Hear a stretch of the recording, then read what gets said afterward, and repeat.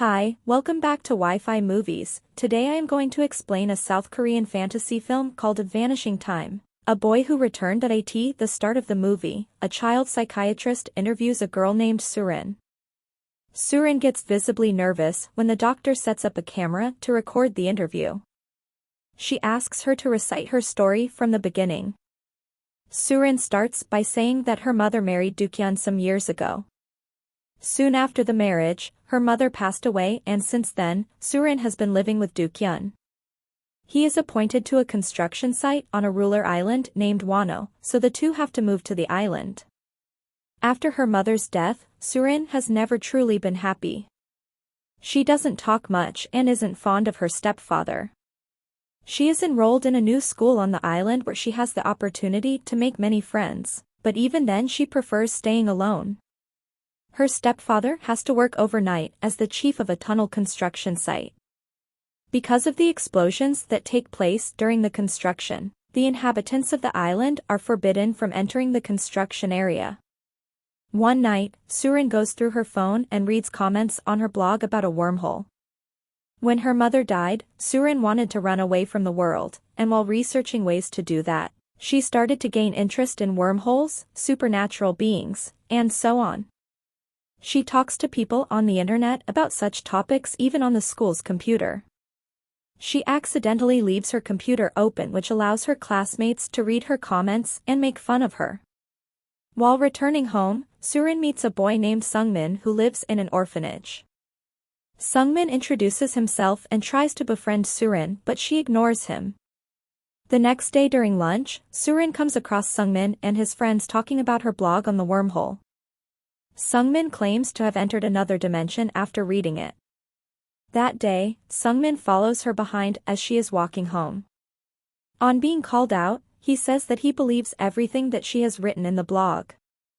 Out of their shared interest in supernatural processes, the two become friends. Surin has developed her own alphabets to communicate with Sungmin in secret. They begin to use it daily to leave each other notes in Surin's diary. Every day after school, they go around town looking for ghosts. In one of such expeditions, Sungmin brings Surin to an abandoned wooden house in the forest. They explore the house and talk for a long time while carving on wax blocks. Surin has started to fall in love with Sungmin. She kisses him out of the blue, making him fluster. One day, Surin finds Sungmin and three of his friends planning to go to the construction site to watch the explosions. She joins them and the kids make their way through the woods so the grown-ups wouldn't see them. When they cross the fence to the site, one of the kids chickens out and runs back home. The other four hide behind a cliff waiting, but are disappointed when no explosions take place. While walking through the jungle, they come across a tiny cave. They decide to explore it and go inside one after another. Eventually, they come across a bright glowing substance submerged in water at the end of the cave. Surin assumes that it is a meteoroid. Sungmin takes it upon himself to dive into the water and bring the substance out. On being brought out of the tunnel, the thing stops glowing. The kids notice that it looks like an egg. One of the guys named Taeshik claims that the egg might belong to a time goblin. His grandfather had once told him that on full moon nights, a cave appears in the mountains where the time goblin lives. Whoever goes into the cave will come out as an older person. The other kids do not believe him since they didn't age. Surin discovers that her hairpin, which was a gift from her mother, is missing. She goes back into the cave to look for it as the guys guard the egg. She finds her pin but also notices that the glowing egg is back in the water. Confused, she comes out to see that the egg has broken and her friends are missing. She looks for them all around the jungle till it gets dark. She is eventually lost in the woods and has to stay the night. The following day, a police force looks for the kids in the woods. Detective On is made the head of the investigation. Soon, the police find Surin unconscious in the woods. Fortunately, she is alive and well. In the hospital, the detective asks her what happened to the other guys, and she tells him everything about the cave and the glowing egg. The detective and the adults do not believe her story. She even takes them to the jungle to show them the cave but cannot find it.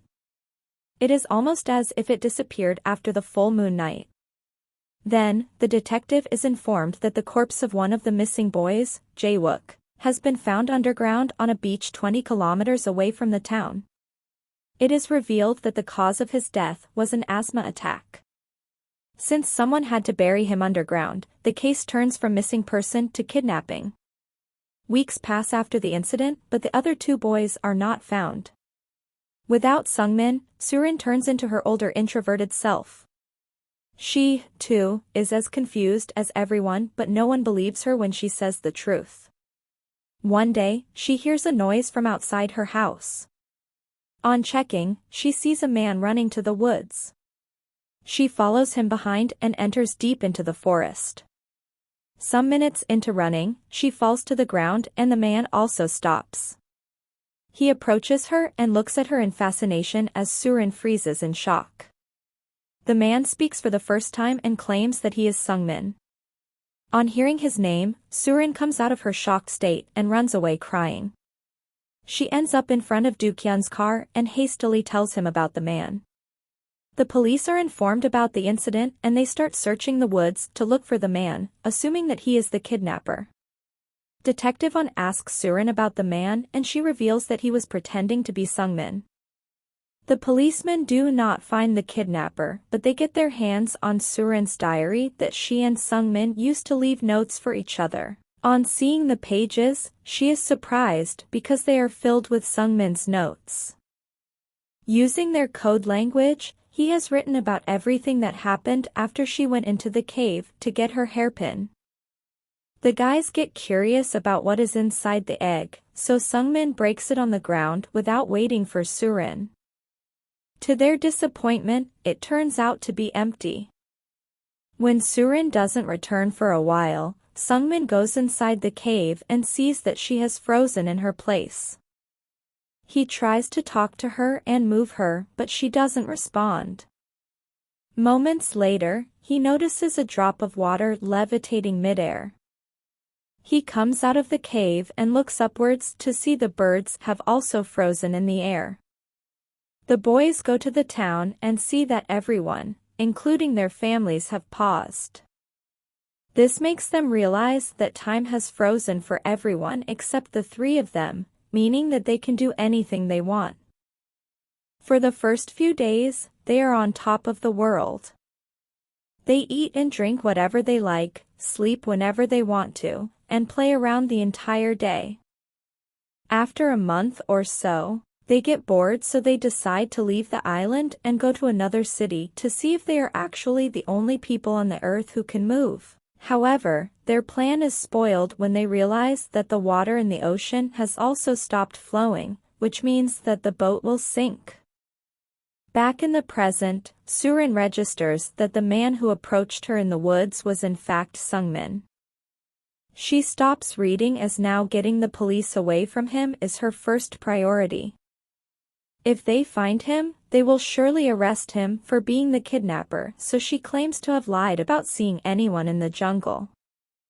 The police believe her and she continues reading the journal. Many months later, the guys start to live inside a tent in the mall. Jae-wook's health gets worse by the day because he has asthma and his inhaler stops working. One night, he suffocates and slowly passes away in front of his friends. Sungmin and Taeshik are devastated. With a heavy heart, they bury their friend's corpse under the ground on a nearby beach. After dying, Jae-wook's body also pauses like the others. 5 years pass, but the world remains the same. The guys have now grown into teenagers. Although they have been living in isolation for so many years, they still hope that someday, the world will go back to normal. Sungmin believes that when they turn 20, their time will resume. They steal a little bit of money from everyone to be rich when that happens. However, even when they turn 20, nothing changes. They slowly begin to lose hope and start to live in the wooden house in the jungle.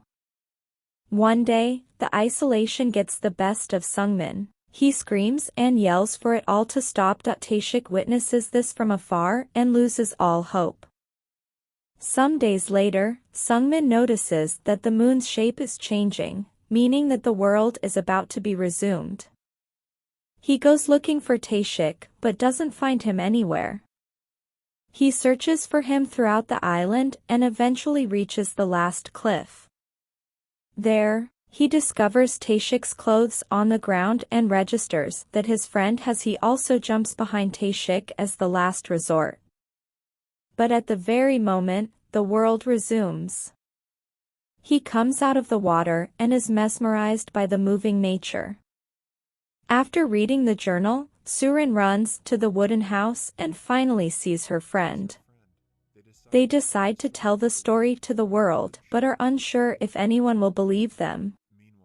Meanwhile, CCTV footage shows the police that Sungmin is in the woods. They believe he is the kidnapper. At night, Sungmin comes to Surin's room for emotional support.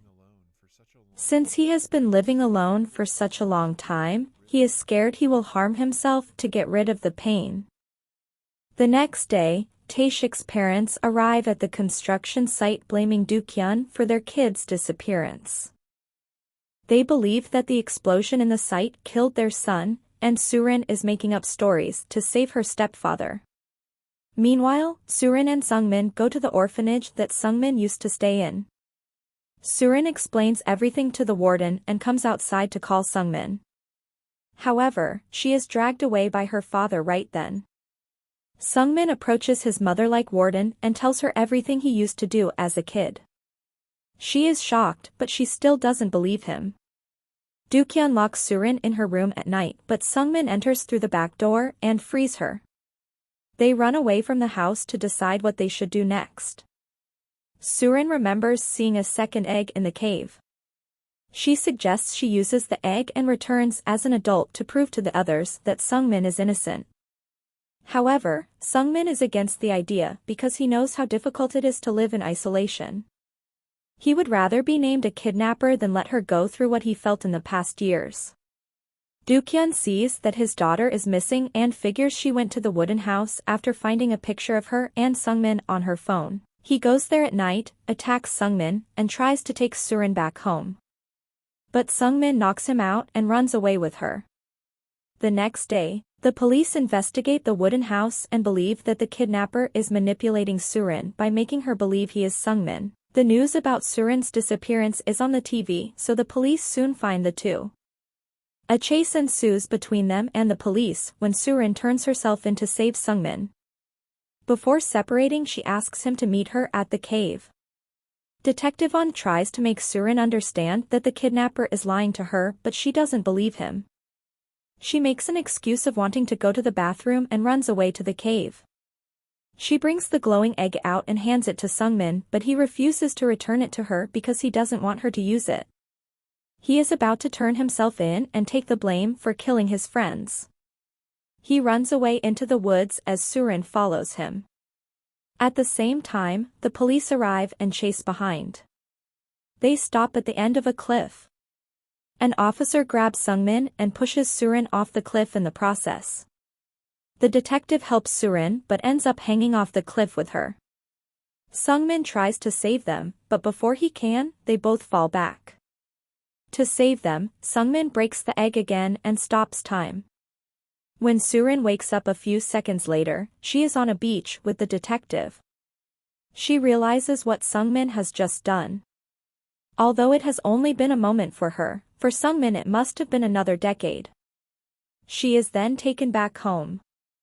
While eating dinner, she apologizes to her father for everything she has done and calls him dad for the first time. The detective comes to inquire how they survived the fall. Surin doesn't answer but he figures out that she was telling the truth this entire time. He suggests she give a false statement to the media and say that the kidnapper had manipulated her. This way, the people who are accusing her of killing her friends along with the kidnapper will be proved wrong. Surin is finally done telling her story to the psychiatrist. She is left stunned after listening to it all and wants to write a book on it. Some months later, Surin is moving to a different city for high school. Before leaving, she meets the psychiatrist who gives her the book which has now been published. On her way to the ferry, Surin sees Sungmin through her car window and runs to meet him but finds no one. But sometime later, the two meet on the deck. The movie ends as they stare at each other. Subscribe for more videos like this, turn on the notification, and leave a like to help the channel out. Thanks for watching.